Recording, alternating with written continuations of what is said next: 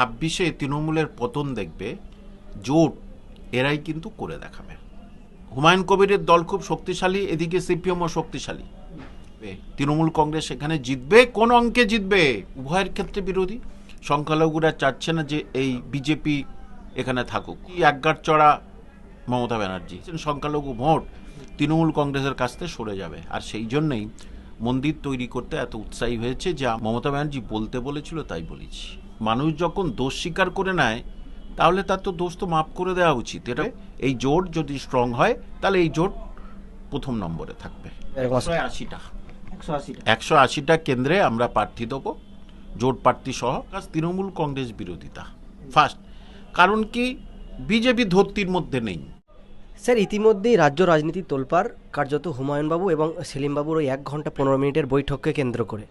সরাসরি উপস্থিত হয়েছে আপনার কাছে জেএপির অন্যতম প্রেস সচিব। আপনি কি সেই বৈঠক রাজনৈতিক দলগুলিকে কি বলতে চাইবেন, যাদের প্রচুরভাবে আগ্রহ সেই বৈঠক বিষয়ে জানা? ওটাই তো একটা কথা, তার উপরে আরেকটা কথা, নওশাদ সিদ্দিকী রাজি হয়ে গেছে, এদিকে আসাদউদ্দিন ওয়াইসি আমাদের মঞ্চে হাজির ছিল। তো মানুষকে বলার বার্তা এটাই যে তারা এই 26-এ তৃণমূলের পতন দেখবে, যেটা কংগ্রেসও করতে পারেনি, যেটা বিজেপিও করতে পারেনি। সেটা এই জোট এরাই কিন্তু করে দেখাবে।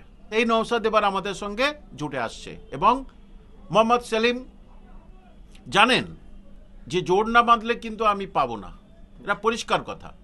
এবং কংগ্রেসের অবস্থা খারাপ হয়ে যাবে। তাহলে ওদিকে নর্থ বেঙ্গলে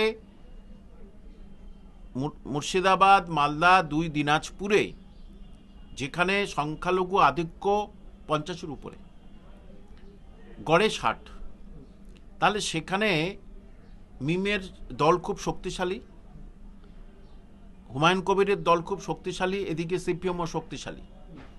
তাহলে জিতবে কি করে? কোন অঙ্কে আপনি বলুন তো যে এরা জিতবে? তৃণমূল কংগ্রেস সেখানে জিতবে, কোন অঙ্কে জিতবে? তাহলে সেখানে এই জোট ছাড়া কারোর ক্ষমতা ছিল না এই মমতা ব্যানার্জিকে, এই স্বৈরাচারী শাসককে এখান থেকে সরিয়ে দেওয়া। আমরাই একমাত্র আমাদের থেকে ভয় পেয়েছি এবং সেটা আমরা করে দেখাবো 26-এ।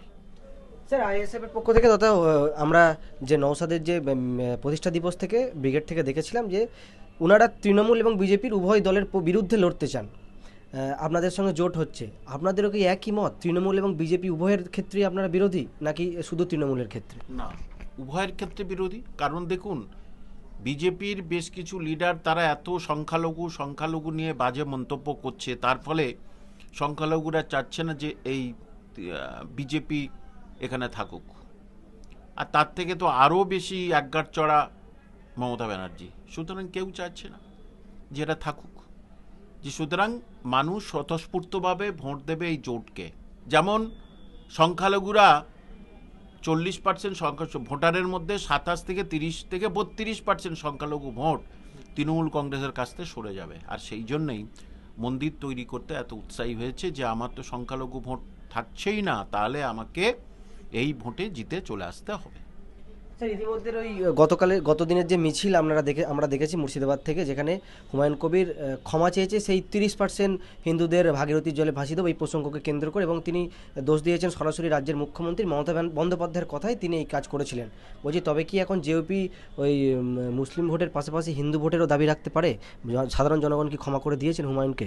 দেখুন, তিনি জনপ্রতিনিধি হিসাবে ক্ষমা চেয়েছেন, যে হিন্দু ভাই বোনদের কাছে ক্ষমা চাচ্ছি, তারা যেন কিছু মনে না করে। তিনি বলেছেন এটা মমতা ব্যানার্জি বলতে বলেছিল তাই বলেছি, তিনি সেটা স্বীকার করে নিয়েছেন। তাহলে তিনি মানুষ যখন দোষ স্বীকার করে নেয় তাহলে তার তো দোষ তো মাফ করে দেওয়া উচিত, এটা খুব স্বাভাবিক। সুতরাং না, বিজেপির যা ক্ষমতা, যা অবস্থা, যা সংগঠন, মুসলমানের আগে তো কোনো 105টা কনস্টিটুয়েন্সির কোনো সংগঠন নেই, তারা জিতবে কি করে?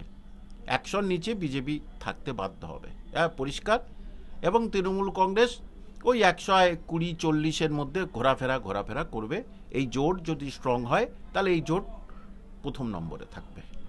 স্যার, আপনাদের তথা জেওপির এবং আইএসএফের সাথে আমাদের একটা বৈঠক হয়ে গেছে এবং আমাদের জোট হচ্ছে, এটা একদম কনফার্ম। আমার প্রশ্ন, আপনাদের লড়াই মূলত কটা সিট নিয়ে? আপনি বললেন বিজেপি 100-র নিচে সিট পাবে, কিন্তু আপনাদের জোট কতগুলো সিট পাবে? 180টা। 180টা 180টা কেন্দ্রে আমরা প্রার্থী দেবো, জোট প্রার্থী সহ। সেখানে আমাদের জেতার আশা 130টা 130টা আমাদের জেতার প্রবল সম্ভাবনা তৈরি হয়েছে আর কি। সবে তো জোটের জল গরম হয়নি, এখন জল গরম হবে। নওশাদ ভাই কিছুদিনের মধ্যে সশরীরে চলে আসবে, মানে একেবারে পুরো আমাদের জোটের হয়ে প্রচার করে দেবে, আমরাও নওশাদ ভাইয়ের হয়ে প্রচার করে দেবো। সবাই বাধ্যভাবে প্রচার করব। তৃণমূল আমাদের প্রথম ফোকাস তৃণমূল কংগ্রেস বিরোধিতা ফার্স্ট। কারণ কি, বিজেপি ধর্তির মধ্যে নেই, আমাদের দেশকে আমরা হারিয়ে দিতে পারি এবং এইটাই আমাদের লক্ষ্য, এবং এই লক্ষ্যে আমরা সাকসেসফুল হব, এটা নিশ্চিত।